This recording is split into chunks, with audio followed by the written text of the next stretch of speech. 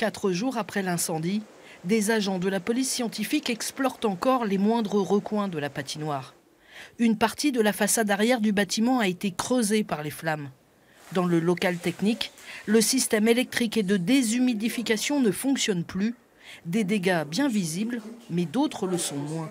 C'est la structure portante, ce qu'on appelle le structurel du bâtiment. C'est là, tous ces montants-là, ce toit-là, plus l'intérieur qu'on vient de voir, où à un moment, on se pose la question, est-ce que ça résiste, est-ce que ça peut tenir? On a des obligations d'autorisation d'ouverture du bâtiment.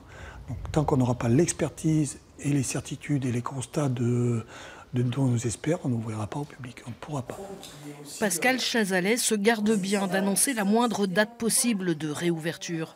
Faut dire qu'à l'intérieur, l'odeur de brûlé reste intense. Plus d'électricité et surtout, toutes les opérations de nettoyage menées durant l'été sur le plan de glace sont à refaire. Là, c'est un endroit qui avait été refait aussi, mais plus ancienne, on va dire, et ça s'est incrusté dedans. Donc du coup, il faut tout décaper. La patinoire de Romans-Valence agglomération est relativement prisée. Elle accueille 10 000 scolaires par an, compte plus de 30 000 entrées grand public et 3 clubs sportifs y sont domiciliés. Il leur faut d'ailleurs trouver rapidement de la glace pour préparer la saison. On travaille en ce moment avec toutes les patinoires environnantes. Bon, il n'y en a pas des centaines évidemment, mais avec Chambéry, avec Grenoble, avec Villard-de-Lans. Lyon, c'est difficile parce qu'eux-mêmes ont une patinoire qui est en réfection actuellement.